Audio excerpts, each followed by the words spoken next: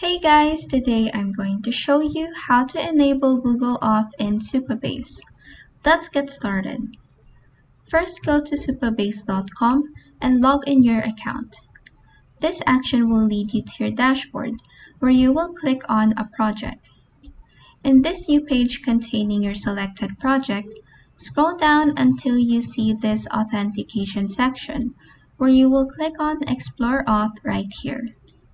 In this new page, click on Sign In/Providers from the left panel. Next, in this new page, scroll down until you find the Google app, then click on Disable at the far right, which will open this right panel.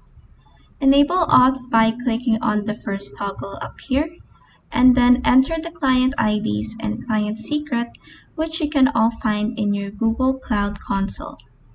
After that, just click on Save down here to save your changes. And that is how you can enable Google Auth in Supabase.